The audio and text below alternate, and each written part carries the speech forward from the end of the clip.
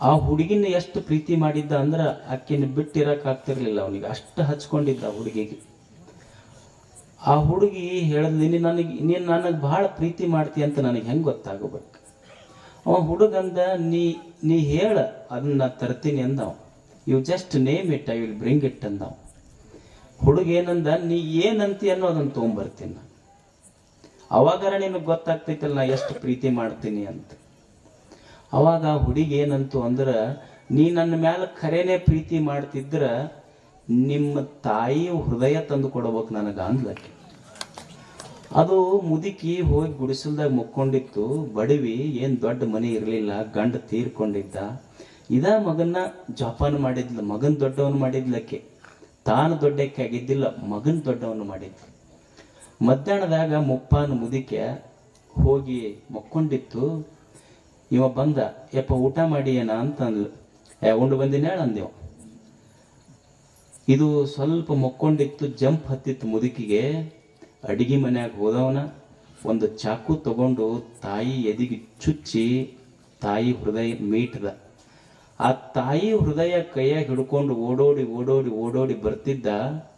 ಇವು ರೋಡಿನ ಹಂಪ್ಸ್ ಇರ್ತಾವಲ್ಲ, ಅದು ಖ್ಯಾಲ್ ಆ ಕಡೆ ಇತ್ತು, ಹುಡುಗಿ ಕಡೆ ಕೆಳಗೆ ಗೊತ್ತಾಗ್ತಿದ್ದಿಲ್ಲ. ಹೃದಯ ಹಿಡ್ಕೊಂಡು ಓಡ್ತಿದ್ದ. ಹಂಪ್ಸಿಗೆ ಕಾಲೆಡಿವಿ ಬಿದ್ದ ಹುಡುಗ. ತಾನು ತಿಪ್ಪ್ಯಾಗ ಬಿದ್ದಿದ್ದ, ತಾಯಿ ಹೃದಯ ಮುಳ್ಳಾಗಿ ಬಿದ್ದಿತ್ತು. ಮುಳ್ಳಾಗಿ ಬಿದ್ದ ತಾಯಿ ಹೃದಯ ಮಗನಿಗಂತಿತ್ತು, ಯಪ್ಪ ನಿನಗೆ ಎಲ್ಲರ ಪೆಟ್ಟಾತೋನು ಅಂತ ತಾಯಿ ಹೃದಯ ಕೇಳ್ತಿತ್ತು. ಹೃದಯ ಮುಳ್ಳಾಗಿ ಬಿದ್ದೈತಿ, ಇವ ತಿಪ್ಪ್ಯಾಗಿ ಬಿದ್ದಾನ. ಮುಳ್ಳಾಗಿ ಬಿದ್ದು ಹೃದಯ ಹುಡುಗಗೆ ಕೇಳ್ತಿತ್ತು, ಮಗನಿಗೆ ಯಪ್ಪ ನಿನಗೆ ಎಲ್ಲರ ಪೆಟ್ಟಾತೇನು. ನಿಮಗೆ ಆಶ್ಚರ್ಯ ಅನ್ನಿಸ್ಬೋದು. ಮಗ ಚಾಕು ತೊಗೊಂಡು ಚುಚ್ಚುದ್ರ ತಾಯಿ ಹೃದಯಕ್ಕೂ ನೋವಾಗ್ಲಿಲ್ಲ. ತಾಯಿ ಹೃದಯಕ್ಕೆ ಯಾವಾಗ ನೋವಾಗ್ತೈತಿ ಅಂದ್ರ, ಸಾಯಂಕಾಲ 6 ಗಂಟೆಗೆ ದುಡಿದು ಮನೆಗೆ ಬರುವ ಮಗ ಕುಡಿದು ಮನೆಗೆ ಬಂದ ಅಂದ್ರೆ ತಾಯಿ ಹೃದಯಕ್ಕೆ ಚುಚ್ಚದಂಗ. ದುಡಿದು ಮನೆಗೆ ಬರುವ ಗಂಡ ಕುಡಿದು ಮನೆಗೆ ಬಂದ್ರೆ 6 ಗಂಟೆಕ ಹೆಣ್ಮಕ್ಕಳಿಗೆ ಚಾಕು ಚುಚ್ಚದಂಗ ಆಗ್ತೈತಿ. ಗುಣವಂತನಾಗಬೇಕಲ್ಲ ಮನುಷ್ಯ. ಏನು ದುಡಿಯುವುದು, ಸಾಯಂಕಾಲ 6 ಗಂಟೆಗೆ ಮನೆಗೆ ಬಂದ್ರೆ ಅವರಿಗೂ ಒಂದು ಸ್ವಲ್ಪ ಸಮಯ ಕೊಡಬೇಕಲ್ಲ. ಮನೆಗೆ ಬರ್ಬೇಕು 6 ಗಂಟೆಗೆ. ನಿಮಗೆ ಗೊತ್ತಿರಲಿ, 6 ಗಂಟೆ ಆತಂದ್ರೆ ಸೊಳ್ಳೆ ಮನೆ ಸೇರ್ತಾವ, ಮನುಷ್ಯರು ಸೇರೋದಿಲ್ಲ. ಕರೆಕ್ಟ್ 6 ಗಂಟೆಗೆಲ್ಲ ನೋಡ್ರಿ, ಸೊಳ್ಳೆಗಳೆಲ್ಲ ಮನೆಗಳಲ್ಲಿ ಹೋಗ್ತಾವ. ಸೊಳ್ಳೆಗಳ ಮನೆ ಸೇರ್ತಾವ, ಇವ ಸೇರೋದಿಲ್ಲ. ಹೃದಯವಂತ ಆಗೋದು ಮನುಷ್ಯ. ಕೆಡಿಸ್ಕೋಬಾರ್ದು, ದೇಹ ಕೆಡಿಸ್ಕೋಬಾರ್ದು. ಏನು ಬಳಸಬೇಕು, ಕಣ್ಣು ಬಳಸಬೇಕು, ಕೈ ಬಳಸಬೇಕು, ಮನಸ್ಸು ಬಳಸಬೇಕು.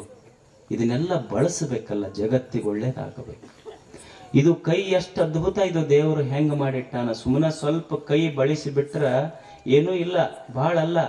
ಈ ಕೈಯ ಸುಮ್ಮನೆ ಇಷ್ಟ ಬೆರಳ, ಈ ಬೆರಳ ಸ್ವಲ್ಪ ಸರಿಯಾಗಿ ಬಳಸಿ ಬಿಟ್ರ ಅಜಂತ ಎಲ್ಲೋರ ನಿರ್ಮಾಣ ಆಗ್ತವ, ಹಂಪೆ ಬೇಲೂರು ಹಳೆಬೀಡುಗಳ ನಿರ್ಮಾಣ ಆಗ್ತವ. ಏನೂ ಇಲ್ಲ, ಕೈ ಬಳಸ್ಯಾರಷ್ಟೇ. ಅವರು ಬಳಸುವಿಕೆಯಲ್ಲಿರ್ತೈತಿ. ದಾನೇನ ಪಾಣಿಹಿ ನತು ಕಂಕಣೇನ. ಒಬ್ಬ ಋಷಿ ಅಂತಾನ, ನೋಡಪ್ಪ ನಿನ್ನ ಕೈ ಚಂದ ಕಾಣಬೇಕಾಗಿದ್ರ ಬಂಗಾರ ಬಳಿ ಮಾಡಿಸಿ ಹಾಕೊಂಡ್ರೆ ಕೈ ಚಂದ ಕಾಣೋದಿಲ್ಲ, ಒಳ್ಳೆ ರಿಸ್ಟ್ ವಾಚ್ ಕಟ್ಕೊಂಡ್ರೆ ಚಂದ ಕಾಣೋದಿಲ್ಲ, ಬ್ರಾಸ್ಲೆಟ್ ಮಾಡ್ಕೊಂಡ್ರೆ ಚಂದ ಕಾಣೋದಿಲ್ಲ. ಯಾವ ಕೈ ಚಂದ ಕಾಣತೈತಿ ಅಂದ್ರ ಬ್ರಾಸ್ಲೆಟ್ ಹಾಕೊಂಡ ಕೈಗಳಿಗಿಂತ, ಬಂಗಾರದ ಬಳಿ ಹಾಕೊಂಡ ಕೈಗಳಿಗಿಂತ ಹಸಿದ ಹೊಟ್ಟೆಗೊಂದು ತುತ್ತು ಕೊಡತೈತಲ್ಲ, ಅವು ನಿಜವಾದ ಕೈಗಳು. ಆ ಕೈ ಸೌಂದರ್ಯದ ಮುಂದೆ ಉಳಿದ ಕೈ ಸೌಂದರ್ಯನೇ ಇಲ್ಲ ಅಂತ. ಕಟ್ಟಬೇಕಾಗ್ತದ ಮನುಷ್ಯ, ಬಳಸಬೇಕಿದನ್ನಷ್ಟೇ. ಕಣ್ಣು ಸಣ್ಣ ಇರಬಹುದು, ಎಷ್ಟು ಸಣ್ಣ ಅದಾವು ಕಣ್ಣು, 1 ಇಂಚ್ ಕಣ್ಣು ಸಣ್ಣ ಇರಬಹುದು. ಇಡೀ ವಿಶ್ವವನ್ನೇ ನೋಡುವ ಸಾಮರ್ಥ್ಯ ಬರೇ 1 ಇಂಚ್ ಕಣ್ಣಾಗಿಟ್ಟಾನ ದೇವರು. ಕಾಲು ಸಣ್ಣ ಇರಬಹುದು, ಹಿಮಾಲಯ ಪರ್ವತವನ್ನೇ ಹತ್ತಿ ನಿಲ್ಲುವ ಸಾಮರ್ಥ್ಯ ಕಾಲಿಗೆ ಕೊಟ್ಟಾನ ದೇವರು. ಏನು ಅದ್ಭುತ. ನೀವೆಲ್ಲ ಈ ಫೋನ್ ಗೊತ್ತೈತಿಲ್ಲ ನಿಮಗೆ, ನೀವು ನೋಡ್ರಿ ಎಷ್ಟು ಆಶ್ಚರ್ಯ ಅಂದ್ರೆ, ಫೋನ್ ಕಂಡು ಹಿಡಿದವರು ಅವನ ಹೆಸರು ಗ್ರಹಾಂ ಬೆಲ್. ಆಶ್ಚರ್ಯ ಅಂದ್ರೆ, ಇವತ್ತೆಲ್ಲರೂ ನಾವು ಫೋನ್ ಯೂಸ್ ಮಾಡ್ತೀವಲ್ಲ, ಯಾರು ಫೋನ್ ಕಂಡು ಹಿಡಿದಿದ್ರು ಅವನಿಗೆ ಕಿವಿನ ಕೇಳ್ತಿದ್ದಿಲ್ಲ. ಗ್ರಹಾಂ ಬೆಲ್ ಅವ ಕಂಡು ಹಿಡ್ದಾನೆ, ಕಿವಿ ಕೇಳಾರ್ದ ಫೋನ್ ಕಂಡು ಹಿಡ್ದ. ಈ ಬ್ರೈಲ್ ಲಿಪಿ ಅಂತ ಐತಿ, ಕಣ್ಣು ಕಾಣ್ಲಾರ್ದವ್ ಲೂಯಿಸ್ ಬ್ರೈಲ್ ಲಿಪಿ ಕಂಡು ಹಿಡ್ದ. ಕಾಲಿಲ್ಲಾರ್ದ ಹೆಣ್ಮಗಳು ಮೌಂಟ್ ಎವರೆಸ್ಟ್ ಹತ್ತಿದ್ಲು ಅರುಣಿಮಾ ಸಿನ್ಹಾ. ಕಾಲಿಲ್ಲಕ್ಕಿಗೆ ಹೆಣ್ಮಗಳಿಗೆ. ನೀವು ಹುಡುಗರು ಮೊಬೈಲ್ನಾಗ ಅದು ಇದು ನೋಡ್ತಿರ್ಲ, ಅರುಣಿಮಾ ಸಿನ್ಹಾನ ಬಗ್ಗೆ ನೋಡ್ರಿ. ಕಾಲ ಇರಲಿಲ್ಲ ಹೆಣ್ಮಗಳಿಗೆ, ಹುಡುಗಿಗೆ ಹಿಮಾಲಯ ಪರ್ವತ ಹತ್ತದ್ಲಕ್ಕೆ. ನಮಗೆ 2 ಕಾಲು ಚಲೋ ಅದಾವ, ಇನ್ನು ನಮ್ಮ ಮನೆ ಮ್ಯಾಳ್ಗಿ ಸಹಿತ ಹತ್ತಿಲ್ಲ ಬರೋಬ್ಬರಿ ನಾವು. ದೇವ್ರು ಎಷ್ಟು ಅದ್ಭುತ ಕೊಟ್ಟಾನ, ಇದನ್ನು ಸರಿಯಾದದಕ್ಕೆ ಬಳಸಬೇಕು ಅಂತಷ್ಟ. ಚಲೋದಕ್ಕೆ ಬಳಸಿದ್ರ ಚಲೋದಾಗ್ತೈತೆ ಅಷ್ಟೇ. ಇದನ್ನೆಲ್ಲ ಬಳಸಿ ಕಟ್ಟಬೇಕಾಗ್ತದೆ ಜಗತ್ತನ್ನ, ಊರನ್ನು ಕಟ್ಟಬೇಕು. ನಮ್ದು ಹಂಗಾಗುವುದಿಲ್ಲ. ಕಟ್ಟಿ ಮೇಲೆ ಕುಂತ್ವೇನ ಒಂದಿಷ್ಟು ಚಕ್ಕ ಆಡೋದು, ಇಸ್ಪಟ್ ಆಡೋದು, ಹಿಂಗಾದ್ರೆ ಊರು ಕಟ್ಟಕ್ಕಾಗತ್ತೇನೆ ಹೇಳ್ರಿ? ಹಿಂಗಾದ್ರೆ ದೇಶ ಕಟ್ಟಕ್ಕಾಗ್ತೈತೇನೆ ಹೇಳ್ರಿ? ಚಂತನ ಮೊಬೈಲ್ ತಗೊಂಡು ಎಲ್ಲರೂ ಗಂಡ್ಮಕ್ಳು ಹೆಣ್ಮಕ್ಳು ಅದನ್ನ ರಾತ್ರಿ 12 ಗಂಟೆ ಏನು ಎಷ್ಟೋ ಮಂದಿ ಬರ್ತಾರೆ, ನನಗೆ ನಿದ್ದಿನ ಬರಲ್ಲ ನೋಡ್ರಿ ಅಪ್ಪರ. 12 ಗಂಟೆ ಮತ್ತೆ ಮೊಬೈಲ್ ಹಿಡ್ಕೊಂಡು ಕುಂತ್ರೆ ನಿದ್ದೆ ಹೆಂಗೆ ಬರ್ತೈತಿ ಹೇಳ್ರಿ? ಒಬ್ಬ ಹೆಣ್ಮಗಳಿಗೆ ಹೆರಿಗೆ ಆತಂತ. ಹೆರಿಗಾದ ಕೂಡಲೇ ಆ ಕಡೆ ಹುಡುಕಾಡಕತ್ತಿದ್ಲು. ಅವ್ರ ದಾದಿ ನರ್ಸ್ ಇರ್ತಾರಲ್ಲ, ಯಾವಾಗ ಕೂಸಿಲ್ಲ ಐತಿ ನೋಡು, ಕೂಸಲ್ರಿ ನನ್ನ ಮೊಬೈಲ್ ಎಲ್ಲ ಐತೆ ಅದನ್ನ ಹುಡುಕಾಕತ್ತೀನಿ ನಾನು. ಕಟ್ಟುದು ಯಾವಾಗ ದೇಶವನ್ನ, ಮನಿ ಕಟ್ಟುದು ಯಾವಾಗ? ಎಲ್ಲರೂ ಮೊಬೈಲ್ನಾಗ ಬಿಜಿ ಆದ್ರೆ ದೇಶ ಕಟ್ಟುವುದು ಯಾವಾಗ? ಊರು ಕಟ್ಟುವುದು ಯಾವಾಗ? ದೇವ್ರೇನು ಕಣ್ಣು ಕೊಟ್ಟಾನ, ಕಿವಿ ಕೊಟ್ಟಾನ, ಇದನ್ನು ಸರಿಯಾಗಿ ಬಳಸಬೇಕು. ಈ ಕೈ ಪವಿತ್ರ ಆತು ಅಂದ್ರೆ ಎಷ್ಟು ಅದ್ಭುತ ಸಾಮರ್ಥ್ಯ ಈ ಕೈಯೊಳಗೆ ಬರ್ತೈತಿ ಅಂದ್ರ, ಬಿಸ್ಮಿಲ್ಲಾ ಖಾನ್ ಅಂತ ಹೇಳಿ ಒಬ್ಬರು ಶಹನಾಯಿ ವಾದಕರಿದ್ದರು. ನೀವು ಹೆಸರು ಕೇಳಿರ್ಬೇಕಿದೆ, ಬಿಸ್ಮಿಲ್ಲಾ ಖಾನ್. ಬಿಸ್ಮಿಲ್ಲಾ ಖಾನ್ರು ಅವರಿಗೆ ಭಾರತದ ಅತ್ಯಂತ ಶ್ರೇಷ್ಠ ಪ್ರಶಸ್ತಿ ಭಾರತ ರತ್ನ ಕೊಟ್ಟರು ಅವರಿಗೆ. ಒಂದು ದಿವಸ ಟಿವಿ ಅವರು ರಿಪೋರ್ಟರ್ ಬಂದು ಅವ್ರ ಮನೆ ತುಂಬ ಹಿಂಗೆ ಪ್ರಶಸ್ತಿ ಇದ್ದು, ಪ್ರಶಸ್ತಿ ಇದ್ದಾಗ ಅವ್ರ ರಿಪೋರ್ಟರ್ ಬಂದು ಕೇಳಿದ್ರಂತ, ಇಷ್ಟೆಲ್ಲ ಪ್ರಶಸ್ತಿಗಳು ಬಂದಾವಲ್ಲ, ಇದ್ರೊಳಗೆ ನಿಮಗೆ ಅತ್ಯಂತ ಸಂತೋಷ ಕೊಟ್ಟದ್ದು ಯಾವುದು? ಅದನ್ನು ತಗೊಂಡು ಬರೀ ಮುಟ್ಟಿ ತೋರಿಸ್ರಿ ನಮಗ ಅಂದ್ರು. ಭಾಳ ವಯಸ್ಸಾಗಿತ್ತು ಬಿಸ್ಮಿಲ್ಲಾ ಖಾನ್ರಿಗೆ.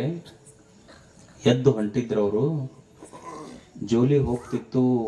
ಅವ ರಿಪೋರ್ಟರ್ ಅಂದ, ಬಹುಶಃ ಭಾರತ ರತ್ನ ಕೊಟ್ಟಿದ್ರಲ್ಲ ಆ ಅವಾರ್ಡ್ ತರಬಹುದು ಇವರು ಅಂತ.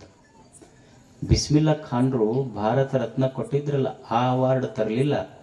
ಹೋಗಿ ಒಂದು ಮುರುಕ ಕಪಾಟಿತ್ತು, ಆ ಕಪಾಟ ತೆಗೆದು ಅದರೊಳಗೊಂದು ಹರಿದ ಜಾಕೆಟ್ ಇತ್ತು, ಅದನ್ನು ತಗೊಂಡು ಬಂದು ಆ ರಿಪೋರ್ಟ್ಗೆ ತೋರಿಸಿದ್ರಂತ.